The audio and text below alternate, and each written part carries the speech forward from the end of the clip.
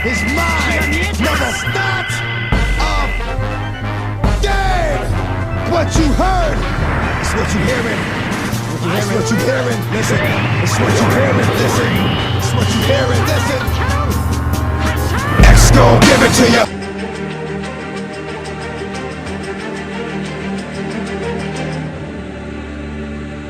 Hello, and welcome to Plebpla.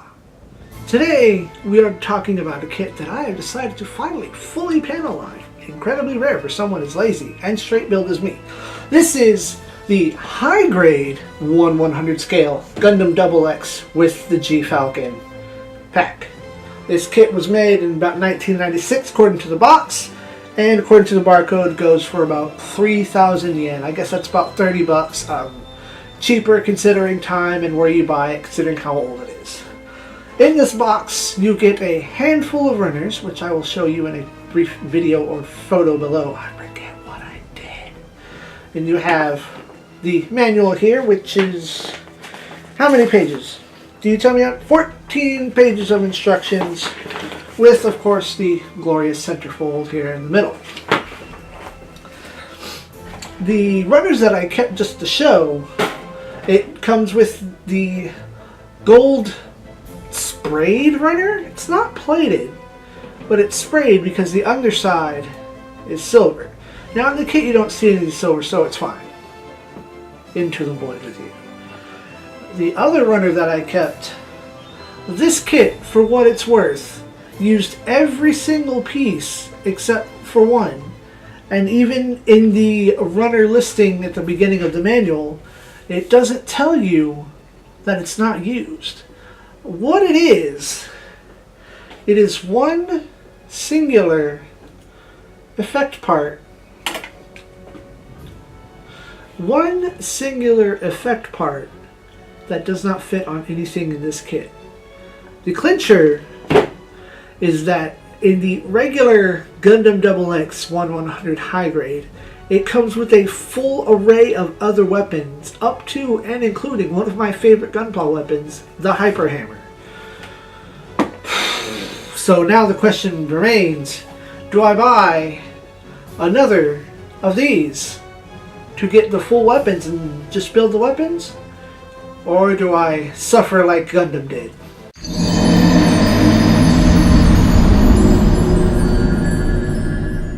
You decide. But as well, it comes with our regular polycaps, not important. It comes with 2 sheets of stickers. This one is primarily for the G-Falcon, and this other one is for the Gundam itself. Since I did a full panel lining, I spared the eye sticker, and I just simply marked it in the eye with the regular black gunpla marker pen. The kit comes with everything you see here, including some other stuff that I kept in the box. 2 of the Hyper Beam Saber effect parts in my favorite Lego green. The regular Double X Buster rifle. A regular shield, which I personally broke, but a little bit of super glue fixed this handle. It's just 2 pegs and 2 slots, and it snapped when I was taking it off to put it in the hand. It's fine now. And what these are in particular, these are 2 plugins that go into the backpack and into the back skirt. As you can leave them off unless you pose it from the back. These cover up the post holes for attaching the G-Falcon. The G-Falcon has very little articulation. I have it posed on one of the action base, is it 4 that is the larger, or 5? One of the newer action bases, and even then nothing slots into it. This is makeshift from spare parts. The boosters back here have some movement on them, and in position it is supposed to hold it in place. It fails to hold it in place because of its, I'm going to say age, because of its age and probably something in manufacturing. Over time it starts to slowly slip and drip, and because of the weight on the back it'll pull the Double X with it and it'll all just fall over. These cannons on the side have a full 360 motion, though I don't really imagine what they're mobile for.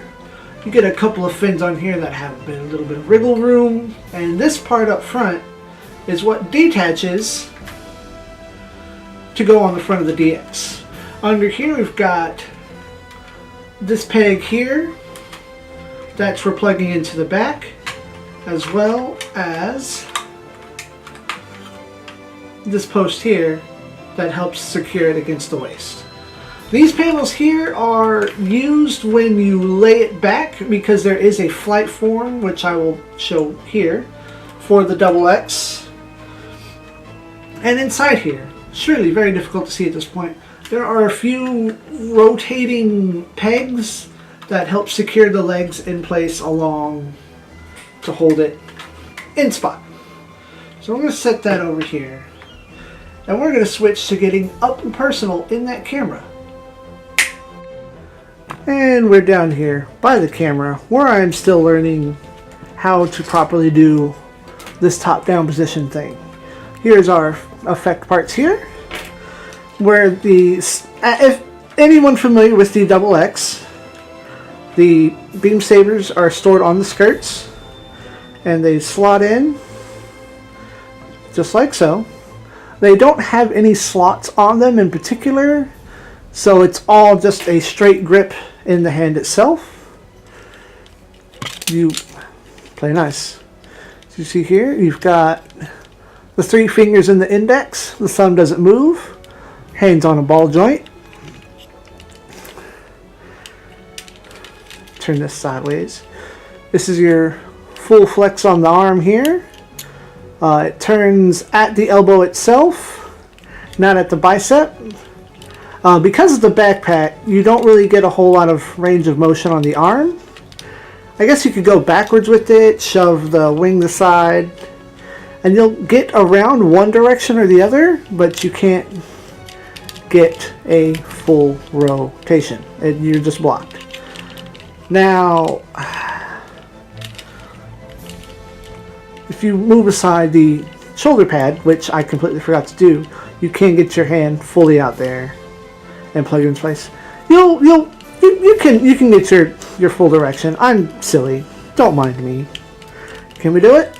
Yeah, there we go. Full rotation. Very good. Tucked away inside the shoulder pads here is the bracer cannon sight thingamadoo for the gun itself. That's got all the articulation you'd expect from it. It's on a regular polycap. That slots in. Now, what I've noticed here from the regular 144 high grade and the master grade itself is this shoulder piece, this shoulder combination here.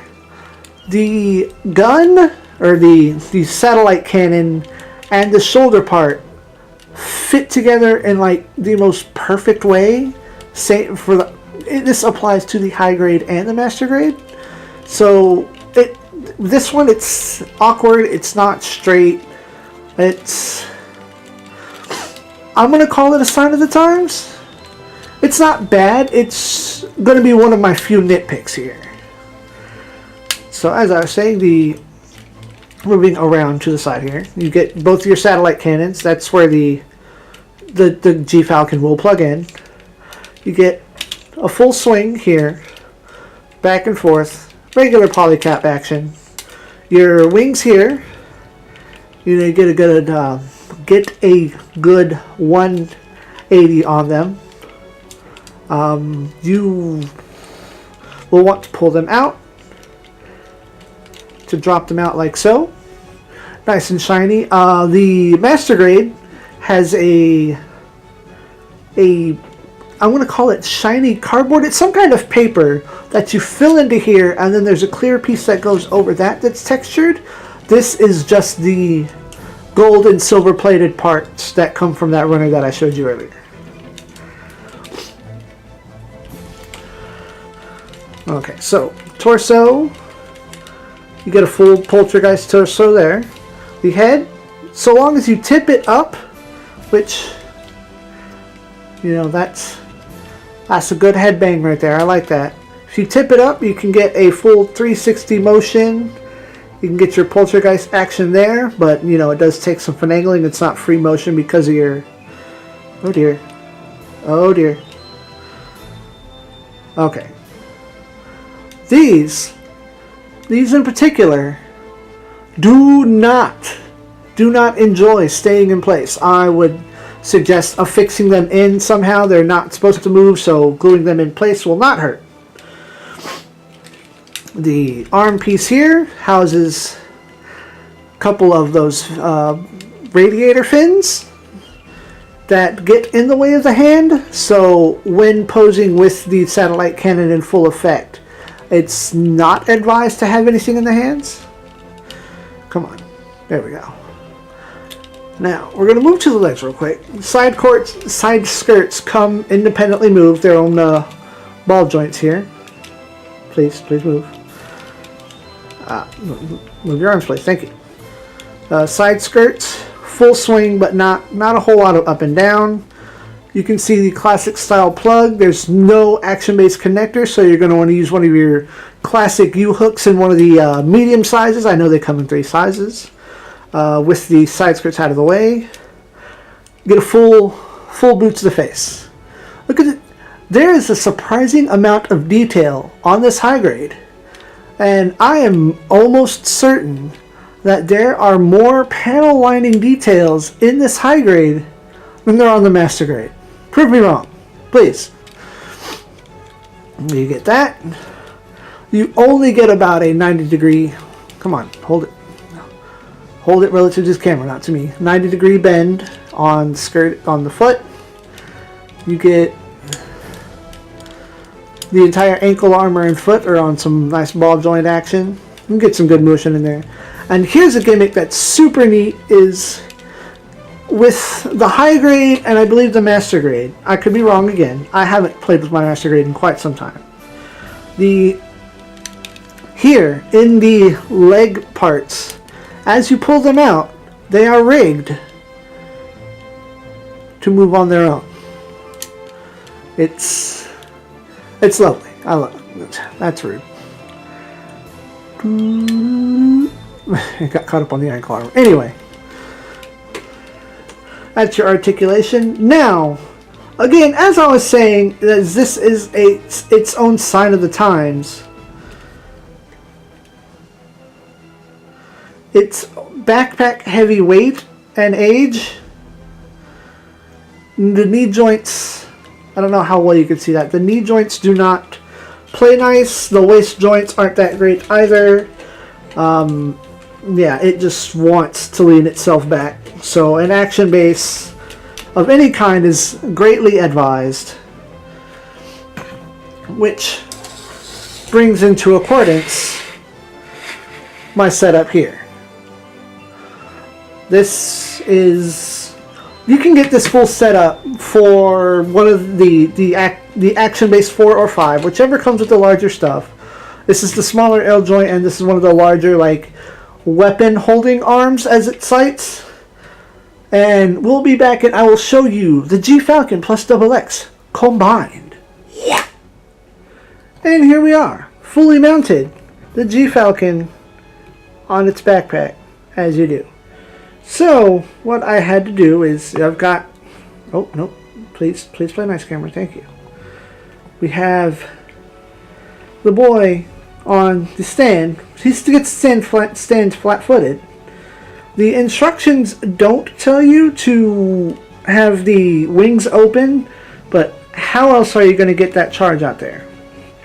Now, as you can see, G-Falcon is kind of at its own angle, and that's about as high as it's going to go in this setup. I haven't figured out any other setup that works for me, because as you can see, please, camera. And close that off right there. Is you have the action base connector pressing against this bottom flap right here, which doesn't move, so it's secure, between the two thrusters, which are also very secure. So it's nice and wedged in there. The hanger doors rest right around the joint, and it stands straight up. But The kit expects it to stand on its own with these legs flat on the ground and its feet flat on the ground. And it can, but not for too long. It will not sit, especially on a shelf, for, I wouldn't give it more than an hour before it slips out of position. And if you're not watching it when that happens, game over, my dude. Game over. So, in this position, in this configuration right here, this is a large paperweight, not unlike our friend the Deep Striker. With that, that is all I had to tell you today about the high-grade G-Falcon Unit Double X. I thank y'all for watching. Happy birthday to me right now, this Wednesday. And as always, ZEON.